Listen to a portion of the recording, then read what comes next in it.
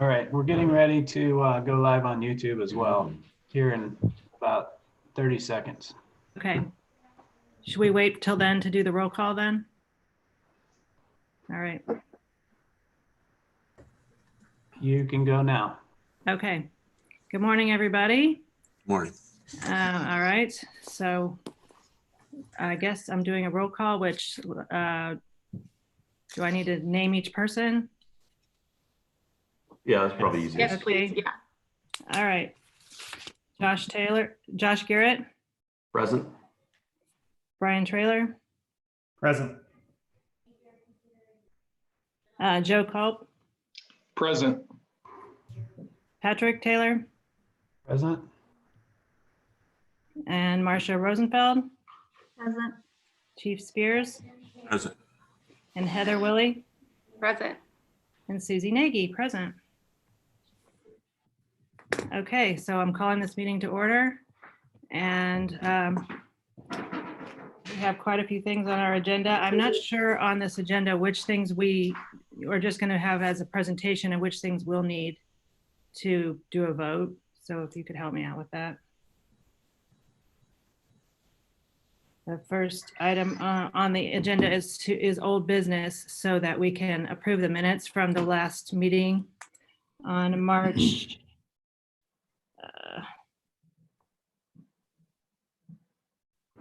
I don't know, it was March 20th, I think. So do I have a motion to approve the minutes from the March meeting? So moved. This is Commissioner Garrett. Do I have a second? Second. Okay, approved by Josh Garrett and seconded by Brian Traylor. Do we need to do a roll call vote then, Heather? Yes, Okay. please. All in favor? And you'll have, sorry, President Nagy, you'll just have to do the members of the safety board, and each member will need to identify themselves and record their vote. Okay, Kind of a pain, but the way of the electronic meeting. okay. So I just call out each of the members of the board and record a yay or nay. Okay, Yes, please. Thank all you. right.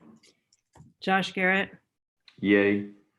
Okay, Brian Traylor, Yay. Joe Culp, Yay. Marcia Rosenfeld, Yay.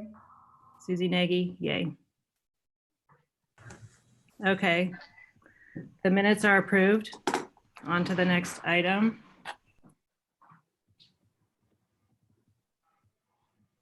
Okay, Chief Spears, I think you wanted to talk to us about officer interviews. Yes, I've several things actually to speak about. First, and some had the opportunity to hear this already, but for those of you who didn't, I want to thank you all very much for this opportunity. I couldn't be happier about being here. Zionsville is a wonderful place. I really want to become a part of the town, and to that end, if there are things that I can help any of you with, or events or functions that the police department or I can be more involved with, I certainly hope you'll let me know, because I absolutely want to do that. I also want to have the ability to be very responsive to all of you. And hopefully in the email I sent you, you'll have my cell phone number, and please feel free to use it anytime. I really mean that. I've had positions over the years where I've been on call, and I'm very used to being notified at all hours. So I would much rather deal with the situation promptly than try to make up time afterwards and repair it then. So please feel free to call me. When I was interviewed for this job, I was asked to submit in writing some things that were evaluated. And one of the things I was asked was, what are the first three things I would do? What would be the first three things I would do if selected for the position? And my response was that I would interview every member of the police department, sworn and civilian. I would look at all the policies of the police department, and I would evaluate and perhaps realign or make adjustments to the performance appraisal system. So since my appointment, I have met with every member of the police department, some in person, some via phone with safety concerns due to the COVID. It clearly wouldn't have been the way I would have preferred to do it, but in the interest of everyone's health and safety, that's what I did. So that's been accomplished. And through those interviews, I learned a great deal about the organization and the needs and desires of the staff. And I think we're going to be in a position to make a lot of enhancements and do good for all those that serve us here in Zionsville. With regard to the policies, the general orders, directives, bulletins of the police department, I have begun a close look at that. And I think the thing that's going to help us most of all in our review of those policies is, excuse me, I have begun the process of accreditation through CALEA. CALEA is the Commission for National and International Accreditation of Police Departments. And we are signed up, and that process is underway. And it requires us not only to look at policies and procedures, but the total operation of the police department. And many of the departments in the area have attained that accreditation. The process is a 3 to 4 year process, so it doesn't happen overnight. But I'm very optimistic that we can complete it in the minimum amount of time. I want to do it quickly, but I don't want to do it at the expense of quality or thoroughness. So we're going to work through it carefully, but at the same time, promptly. With regard to performance appraisals, in the email I sent you, I did include the appraisals I'd like to use for the police department. There are 4 different types of appraisals. I've divided those into appraisals for the different types of positions we have here: patrol, investigative, administrative, and supervisory positions. So it's designed to better assess the skills, the abilities, the accomplishments of individuals in their given level or their given assignments. The report I sent all of you, the monthly report, will be improved upon. I want to add year-to-date information, so as we go through the year, you'll be able to see how we perform from month to month. And my goal in submitting that report to you is that you have a document that provides you with all the information relative to the accomplishments and the management of the police department, and essentially answers the questions you have. So as you look through that, or if you have other thoughts or ideas about information you want to receive, please let me know, and I'll be glad to include that in the report. But once it's completed, my intention is to submit that to all members of the police department as well, so everyone can see the work that we've done. I think it's appropriate for use in public presentations at community organizations, businesses, and so forth, because I think the town also deserves to see how we are using their investment in us, and we want to perform well for them. So in those presentations, if others come up with ideas or thoughts that can improve the report, we'd like to make adjustments with that as well. Among the other documents I sent you included a proposal for a promotional process. And it's merit-based. It includes the ranks of sergeant and lieutenant. I don't think there's a need to rush into it. I think we have a significant staff right now to meet our supervisory needs. But in the future, as positions become available, I want to have a process that officers understand and have a fair opportunity to compete, prepare for, and know that in the future, that's the structure we'll move forward with. I guess finally, what I'd like to talk to you about, probably most importantly, and obtain your approval, is the appointment of a captain for the police department. My top priority is to ensure that we have a well-staffed field patrol within the police department. To me, with police departments, that's our fundamental responsibility. That's our bread and butter. The other parts of the police department exist to support the patrol function, and the patrol function exists to support all of you.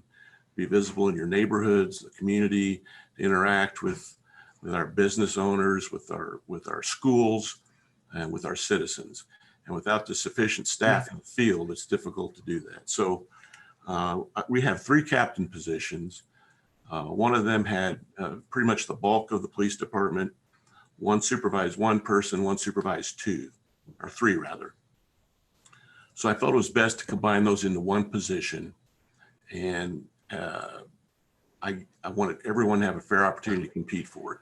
So all the captains, all the lieutenants were asked to submit letters of interest based on their application.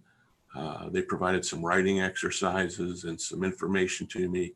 I interviewed each one of them, and based on the combination of all those selection measures, my recommendation to you is Marius Kleiken to assume the position of captain within the police department. And his duties and responsibilities will include the entire organization. I want someone who can become well-trained and available to help everyone within the organization, patrol, training, all the other administrative functions, and work to provide the highest level of direction and support and supervision to all our members. Great. Thank you. So you've pretty much gone through like all the agenda items that we have. So I'm going to go through one of the, first you did all the interviews, and I appreciate that. I think that was great. And, you know, being able to talk to everybody and get all their input, and that, what a great way to start out. And I wanted to see if anybody else has any comments or suggestions on that topic first. Chief, I mean, could you give a summary of what you learned in the interviews? You know, what were your takeaways? Even things like morale. I mean, those are things that I'm very, very interested in learning about. Yeah. Well, first, let me say that I think the police department, I won't say even the overwhelming majority, I will say the police department is very dedicated to the town of Zionsville. They really enjoy being here. They like the work. They like the people. They really do want a good job. I think one of the things I learned was they do desire a little more direction in terms of what it is we want them to do and their responsibilities. I think they want the ability, this was very evident in their interviews. They want the ability to develop. They want the ability to obtain training and instruction and be able to improve and work towards goals that will help them in their careers. And they want to have opportunities to serve. And to that end, I think as we move through our accreditation process with CALEA, we'll have a lot of opportunities for them to participate in committees, in the preparation of policies, even things as simple as our uniforms. The town provides a uniform allowance for them, but we go out and buy from 2 or 3 vendors, and we buy at a retail price. So I'd like to get a group of officers together to develop specifications for uniforms, seek a competitive bid, and I think it will allow us to obtain more equipment, more supplies at less price. And those are the kind of things I think they see important in terms of increasing efficiency and effectiveness, and in turn will help them do their jobs. I will say this, they're very well equipped. Their automobiles and their equipment, they're a well equipped police department. That they appreciate that. And I can't, again, overemphasize to you how much these men and women care about this community. And we should all be very proud of them, because they do work difficult hours and under stressful, sometimes dangerous conditions. And I'm proud of every one of them. I couldn't be happier to serve with them. You mentioned training. Do we have the allocated or available budget to provide that kind of training? And I agree. I think that is good. And this is an ever-changing and demanding career. Right. I'm just curious if you feel you've got the financial flexibility to back up that request. Right. That's a great question. And the answer to it is yes. Our training budget's pretty healthy. Some of you may have heard I work someplace else, and I think per officer, the amount that we have for training is very impressive. Now, the other thing I think is important is I think we can take advantage of some pretty substantive training at no cost. In other words, the FBI National Academy for officers holding the rank of lieutenant or above. I think we should aggressively work to get officers into that. That is a great career development process, and And it's a great credit for our police department to have and share with our community. There are things like leadership academies in other police departments. And through some contacts I have, I think we're going to be able to find scholarship positions, for lack of a better term, where we can allow officers to attend that training at no cost. There's also a lot of other type of training that we can pull together and bring to us and provide everyone at perhaps a better price than sending out officers individually.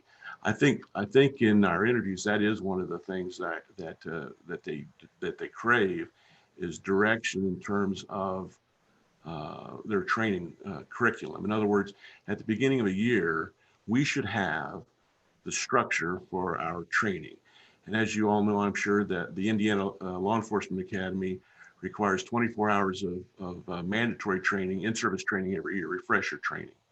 But beyond that, we can provide training that is used to develop people in the detective area, criminal interdiction, a lot of other areas.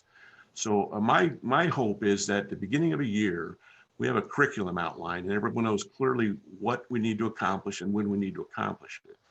And ideally, I'd like to see that mandatory training conducted in the first quarter of the year, because it tends to be the colder months of the year. It's a little slower and you have the ability to do that. You move later in the year, you get into summertime, you get people competing for vacation leave. And if you wait till the end of the year, then everyone's trying to crowd things in, and the training doesn't seem to be quite as substantive, and we're working up against holidays and things like that. So I want to get a curriculum established every year, and it's based on several things. One, certainly the requirements from ILEA. Secondly, the desires and interests of the community. We want to have training that's reflective of the standards and the interests of our town, and then also blend that with the career goals and desires of our personnel.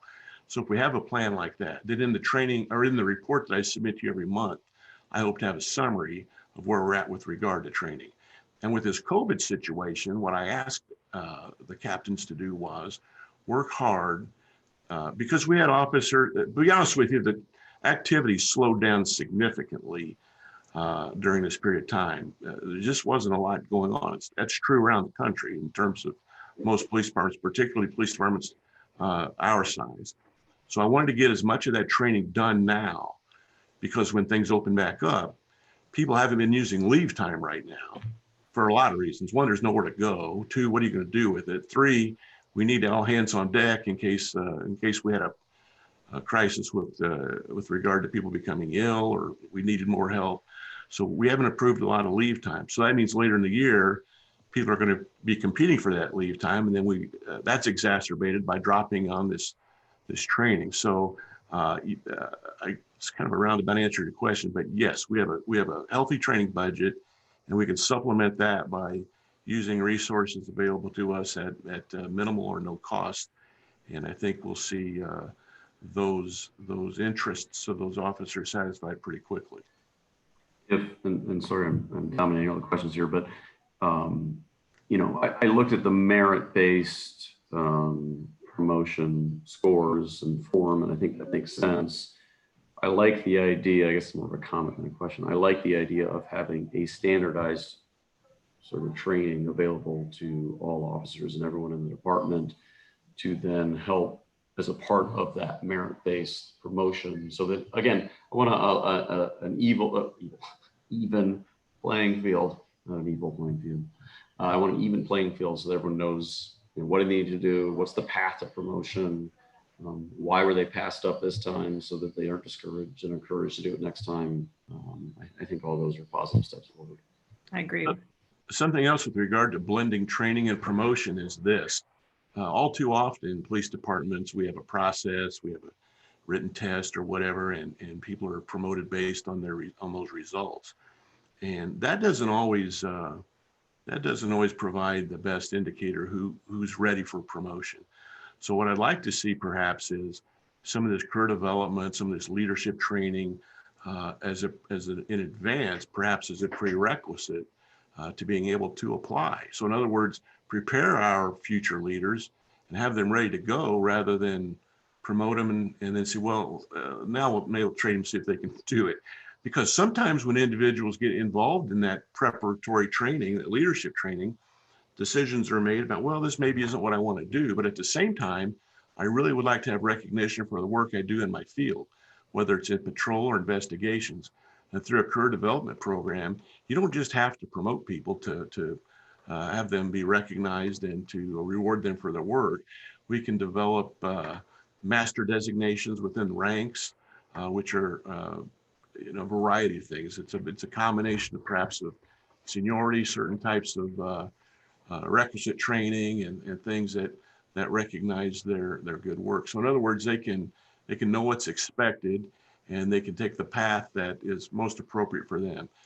Sometimes inappropriately, I think some take want to go down that promotion path because they feel that's the only way to get recognition or some increase in pay. But if we have a career development program that recognizes it on those other two paths, then I think it provides options for people. Excellent. Okay, so we've gone through a lot of this, but I'm going to try to go through item by item on the agenda just to make Sure. sure we've covered everything. Okay. So the next one was the goals for the department. So I don't know if you have any more to say about that at this point. Thanks for bringing it up. I did email out the goals that I have for the police department. I shared those with every member of the police department prior to my discussions with them, so they would know what I'd like to see them accomplish. And in our discussions, there seemed to be a great deal of agreement about the need to accomplish many of those things. So I don't want those goals to be this is it kind of a document. Again, as you have time to look at those things, if there are things you think are necessary to add or I've missed or would be an improvement to the town or the police department, please let me know about it and we'll include those on. And if there are things that you think I'm off base about or have already been accomplished, then we'll remove those. But they're all designed to improve professionalism and provide the best in preparation for our police officers, the best direction, and to meet the needs of the community. Okay. Does anybody have any other questions or comments on that? On the goals? Yeah, I just have Joe Culp here. Quick question. How are you going to assemble the diversity advisory group? There are a lot of things that we can do, I think, to work towards that. I think the first thing is develop a group of officers within the police department who show an interest in that and the ability to help us in that situation. I understand there are some student groups at the high school that we can work with. In that regard, we've been contacted by some members of the Zionsville community who have their hand in the air and want to help us with that. So it'll be great to have a group of citizens that can provide input and information about what we might be able to do to make improvements in that regard. And I think also with regard to recruitment, there are a number of things we can do to reach out to individuals that perhaps where we've been perhaps lacking in receiving applications. There are organizations in and around Zionsville that include some of the metropolitan area of Boone, Hamilton, and Marion County. The Race Relations Leadership Network is something I've been involved with for many years, and that does not just include Indianapolis. It includes the surrounding area, and I think that's a great way to network and develop relationships and share the good things that are going on here in Zionsville, and encourage everyone to come visit us and become a part of the community. Thanks. This is Marcia Rosenfeld. Would this be appropriate for, I've had a number of people in the community reach out to me to talk about this particular issue. And so I have a list of names of people who would be interested in doing this. Would this be appropriate for me to tell them to contact you? Yes, absolutely. Contact you directly? Yes, and my email's on my email, my phone, my direct cell phone number's on there too. So yeah, I'm happy to talk to anybody anytime. Have them contact. All right, will do. Thank you. Yeah, Marcia, that was kind of where I was going to. I bet a lot of people ask that question. Well, we welcome. I'll have to say, just as an addition, I was really, really happy to see this at the top of the list of goals. I think that, you know, there's a part of our community that is aware that this is an issue that needs to be addressed, and then there's another part of the community that's not aware. And I'm just really glad to see that the leadership of the town is taking this seriously. Well, thank you. I also have I have some individuals that are willing to come and provide some bias based training and other inclusion training for our police department. Some of you on the board have already contacted me about other opportunities for training and people who want to help. So we want to include everyone. Okay, the next thing that was on our agenda was the organizational structure. So I don't know if you have more comments you want to talk about with that. That's also an email an attachment to the email I sent you, and it simply shows the organizational structure of the police department as it stands with this reorganization, if you want to call it that. And it's divided into two areas: patrol and support services. And like I said earlier, I think everything in support services exists to support the patrol end, because that's the part that people see in the neighborhoods. Those are the marked police cars going through the neighborhoods. And what I want more than anything is to increase that patrol visibility, that presence. And here's what I really want. We all live in a neighborhood, right? And so when you see a police car going through your neighborhood, what's the first thing you think of? Well, the answer I get from a lot of people is, well, something must be wrong. What's going on? And sometimes that's true, but more often than not, it's not. And what I want is for those patrols, that visibility, to be commonplace and reassuring. So when you see a police car going through your neighborhood, or you see a police officer entering a business, it's not because something's wrong. It's because we want to see what we can do to help. We want that sense of reassurance and stability, and let everyone know we're there to help.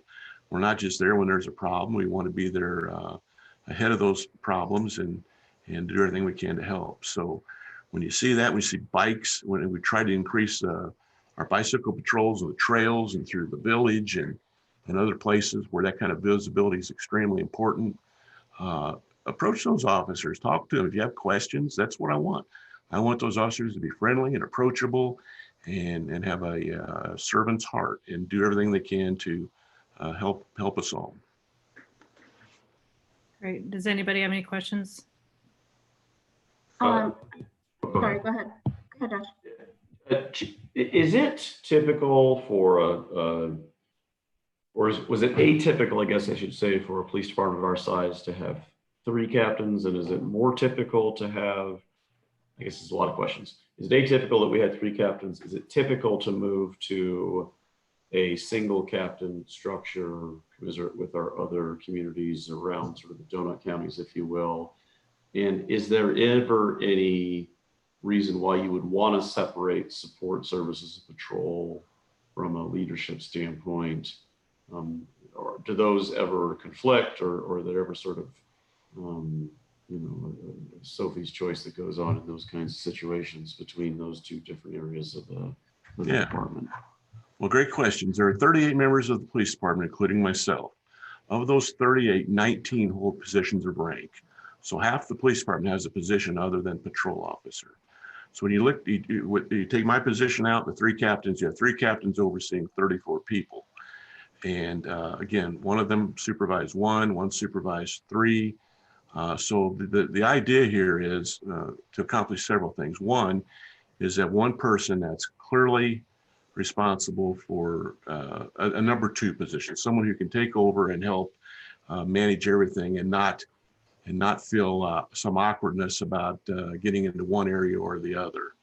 At the same time, those positions which were previously captain's positions, we will now be able to invest back into patrol. So we'll be able to increase and have full supervisory staffing on all our shifts.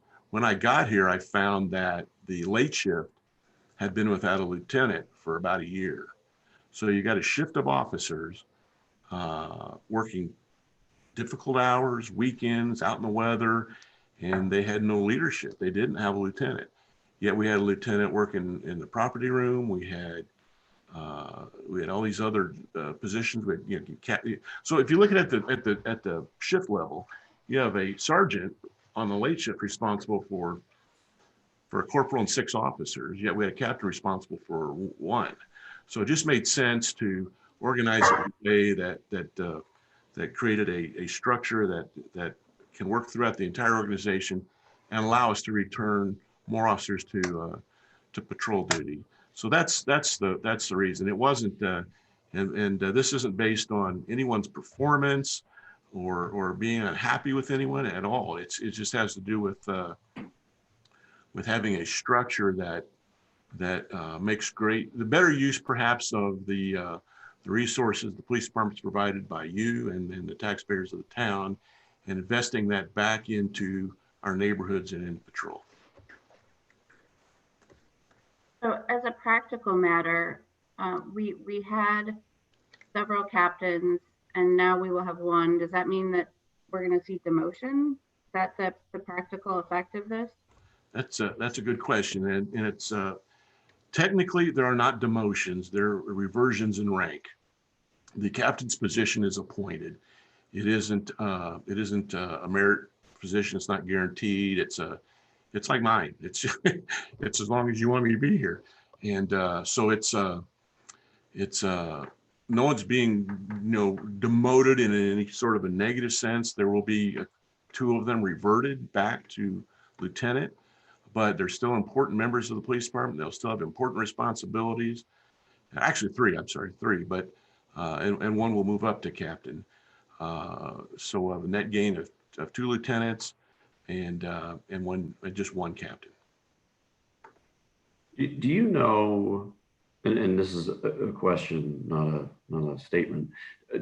Can you demote captains, or does the police commission have to do that if they're going? I know we have to approve promotions. I didn't know about going the other way, because I know we are voting on the recommendation for the single captain today. Do we know procedurally how that's handled? Well, that's a great question. I see we have an attorney here, so maybe she can ring in after I give my thoughts and Put you on the spot, Heather, sorry. But as I reviewed the policies that existed here within the police department, it was clear that the captain's position is a temporary appointed position, an at-will position. And what the policy said here was that if someone is reverted back to rank from the rank of captain, they would fall no farther than 1 rank to lieutenants, and that's what we're going to do. And out of an abundance of caution, I did consult with town attorneys, and they saw it that way as well. Now, whether or not the commission has to approve a realignment like this, or the appointment of a captain in an appointed position, I think probably not, but out of an abundance of respect for all of you, I didn't want to move forward without making you aware of the plan and making sure you agree with it. And if you don't, we'll rethink it. But I absolutely wanted your input and concurrence before I move forward. Heather? Yeah, and I would just say,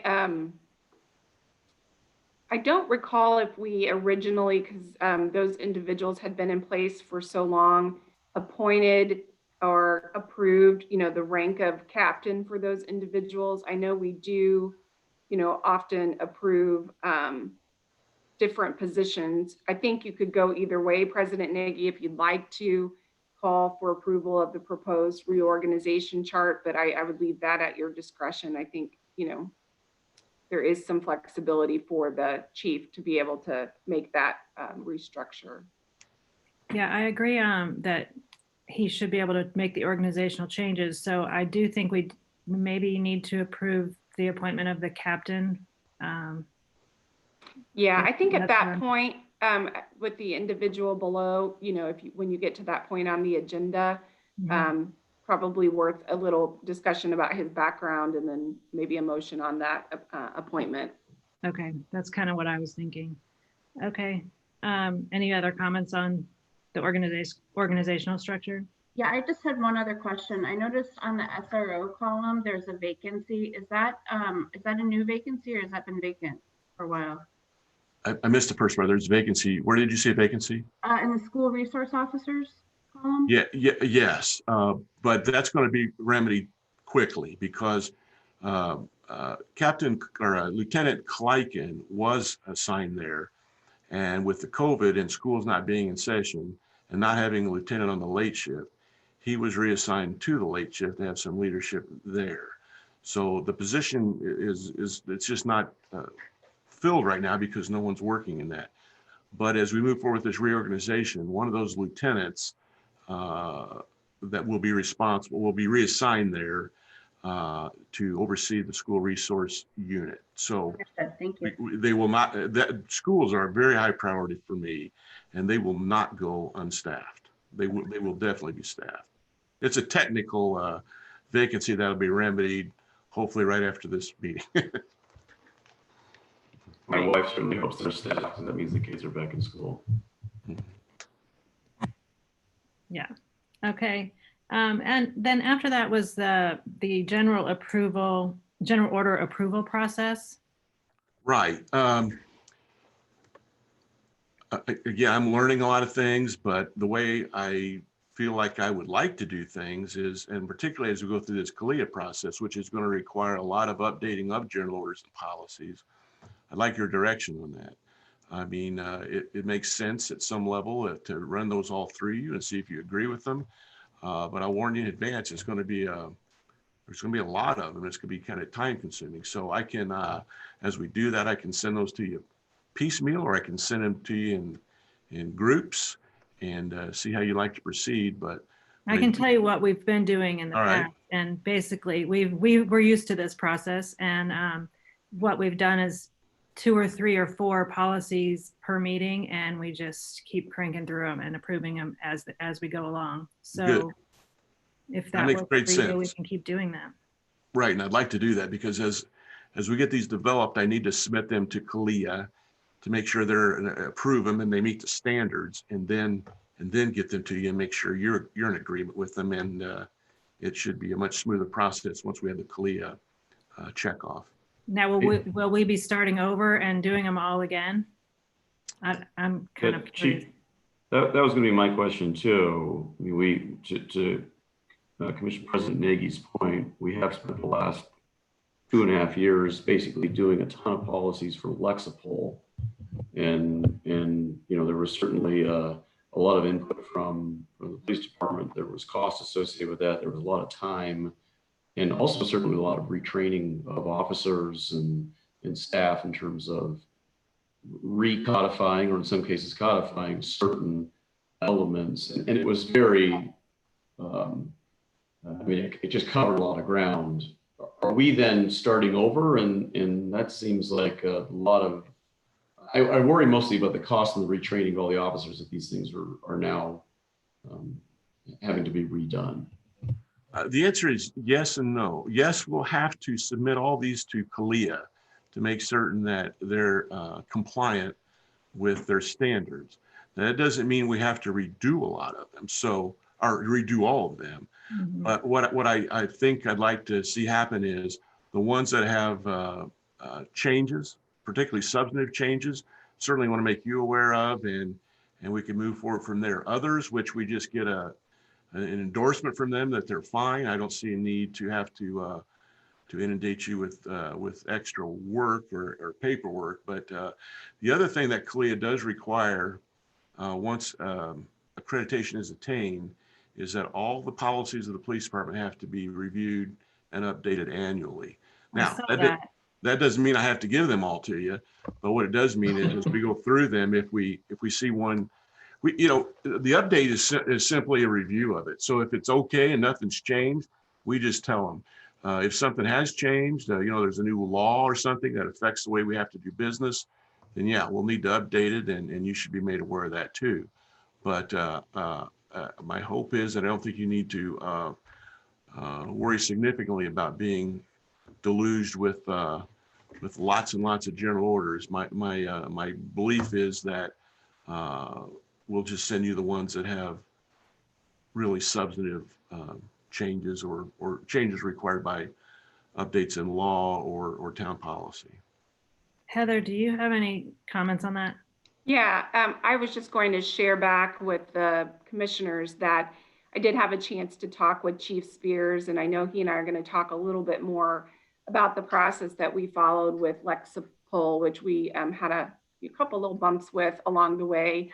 And I shared, that there were several of you, Commissioner Rosenfeld, I know you were particularly concerned about this, making sure we have an opportunity to review the policies, crosswalk all the statutory references before they come to the commission for action. And so he and I are going to work on a process. And I did want to share that we have those policies from our March meeting, and I'm working with him to make sure that those are all, all the little shalls and mays that we talked about at that meeting are corrected. And so I think we'll have a good process moving forward to make sure those checks are done in advance. And I've also talked with Amy Nooning about that, who's counsel for the town. And so I think we'll have a little bit better of a flow prior to the next time we have a policy before you.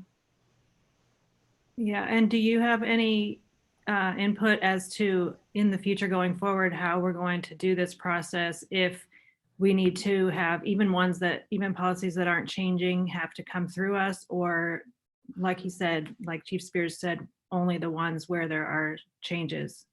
I think it might be nice. I'm very pleased, Chief, to hear that you're going to review them annually. I know that's always the difficult thing when you're dealing with policies or ordinances or resolutions, just to make sure that you've caught all of those changes, that particularly happen after the conclusion of the legislative session.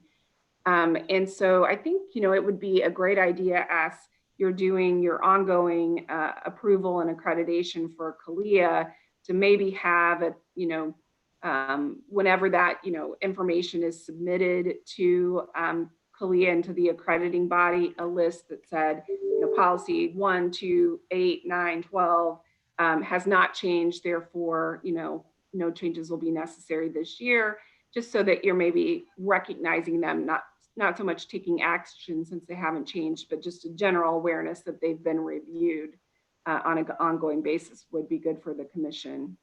Mm-hmm. Okay. Any other questions or comments anybody has on the general orders process? Okay, the next one, you talked about reports, and we may have covered this pretty well, that you're going to continue to send out all the reports. Do you have any more comments about that? The report that I sent you is probably a different format than you've seen in the past. And I guess I'm interested in your thoughts if you've got a chance to look at it. Is that what you'd like to see? Is that Personally, I really liked it. Yeah, it was, very informative, but also more than just statistics. It was, gave me a lot more information. So I appreciated it a lot. Yeah. Well, we're going to try to improve it. There's some things I think I like to add, and then the training piece, and see a matrix of where we're at with training and who needs what, and hopefully I guess my goal is that it answers all the questions that you have. So if there's more information you want, let me know. We'll add it to it. Does anybody have any questions? Could you comment just generally, Chief, on what the police department is seeing, with all the COVID stuff and people being home? Is there less calls, more calls? I know some of it's in the reports, but just generally for the record, just sort of comment on that piece. Our activity slowed down significantly. I think it's probably fair to say, just as every community in the country probably has seen, maybe a little increase in some interpersonal tension, domestic type of calls, just people frustrated. Fortunately, it hasn't really amounted to anything particularly violent or difficult, But clearly, when you have individuals who under that kind of in that situation or that kind of stress, it can result. And those things cross all sorts of social barriers. It's not unique to any one community or group. It's just the way it is. But we haven't seen anything really violent. What we have seen though is as the weather's it's not today, but when the weather's been nicer and warmed up, a lot of people are still home, and that means a lot of people are trying to get out. So we're seeing more people out in the parks and the trails, public areas, and we have received some calls about people concerned that social distancing isn't being observed. So what I've asked our officers to do is to get out there on bicycles, foot patrols, things like that. And I think what we're noticing is that just simply their presence is causing people to comply, perhaps better than if they weren't there.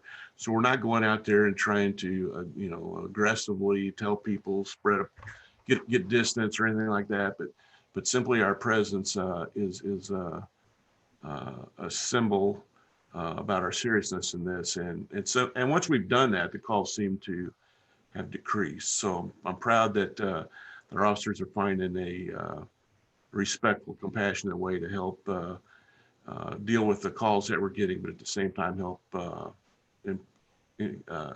increase safety and health. Okay, is it? And then the next thing that we had after reports was the performance appraisals. And I know we did talk a little bit about that already. So I don't know if anybody else, if you want to go expand on that. Yeah, I think performance appraisals are important. And one of the things I think they're very valuable for is future leadership positions. And we want to make certain people know what's expected, what they can do to make improvements, what they can do to document their training and their good work. By and large, I don't think the performance appraisals are going to be used to document poor performance. I think what it's going to be used to do is to document good performance. And it's a way to allow everyone to have their good work reflected and memorialized. Having said that, though, I mean, it's just a fact that whether it's here or anywhere else, someone, including myself, we can always do a little better. And if someone is doing their job correctly and as their leader, their supervisor, and providing direction and counseling about areas of improvement, then we need to do that. So the goal is to bring everybody to the highest level and document their performance. And I think you can't have a one size fits all with the police department, because there are different types of positions and roles.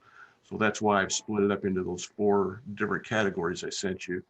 And again, as you have an opportunity to look at those, if you think I'm off base, then we'll reevaluate it. But if you think they're useful, then that's what we'll use going forward. Any questions? Okay, and then I think we have made it down to the appointment of captain. So if you want to go ahead and talk to us more about your decision there. And yeah. Well, again, everybody with the rank of lieutenant and captain was invited to participate, and I didn't have my mind made up. It was as fair a process as I could make it. I looked at a variety of things. One of the things I gave them was the list of goals that I prepared, and I asked each to respond to me how they would help us accomplish those goals. I gave them that monthly report and asked them to fill it out. Show me how you would expand on this, or how can we make it better. And then a series of questions that I asked them, designed to assess their leadership ability and their interpersonal skills, their ability to move forward with the organization. And the individual that did the best on that is a man named Marius Kleiken. He's got a bachelor's degree. He's a 10-year member of our police department. He's been actively involved in special response, the SWAT team within Boone County. So he's got a lot of operational experience. He also has administrative experience. One of his duties was to manage some of our administrative duties, including the property room, which is not the largest area, but it's an extremely important area because there's a lot of valuable things there and an awful lot of responsibility in terms of ensuring security, chain of command, and all those sorts of things. So, or chain of custody rather. And he seems to be up for the challenge, and that's the man I'm recommending. Okay, does anybody have any questions or comments?